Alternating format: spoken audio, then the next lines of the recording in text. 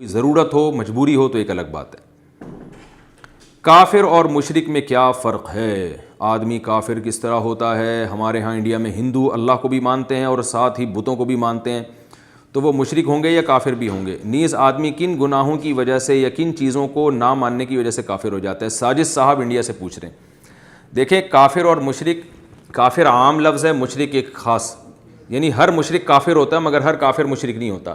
کافر کہتے ہیں جو ضروریات دین میں سے کسی بھی چیز کا انکار کرے۔ اسلام کے جو بیسک عقائد ہیں، اللہ کا وجود، اللہ کی توحید، تمام پیغمبروں پر ایمان، تمام پیغمبروں کی کتابوں پر ایمان، یعنی جو جن پیغمبروں کو کتابیں دی گئی ہیں، آپ صلی اللہ علیہ وسلم کو آخری نبی ماننا، تقدیر کا عقیدہ، اور 5 نمازوں کے فرض ماننا، رمضان کے روزے، زکوٰۃ، حج، اسلام کے جو ارکان ہیں ان کو ماننا، یہ جو بیسک موٹی موٹی چیزیں ہیں، جو ان کو مانے گا وہ کافر نہیں رہے گا، وہ مسلمان ہو جائے گا، اور جو ان میں سے کسی بھی چیز کا انکار کرے گا وہ اسلام سے خارج ہو جائے گا، کافر ہو جائے گا۔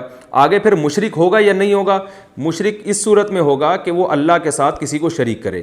جیسے قادیانی جو ہے وہ کافر تو ہیں، مشرک نہیں ہے، کیونکہ وہ عقیدہ توحید کے قائل ہیں، لیکن کافر اس لیے کہ ختم نبوت کے منکر ہیں۔ اور ہندو جو ہیں وہ کافر بھی ہیں، مشرک بھی ہیں۔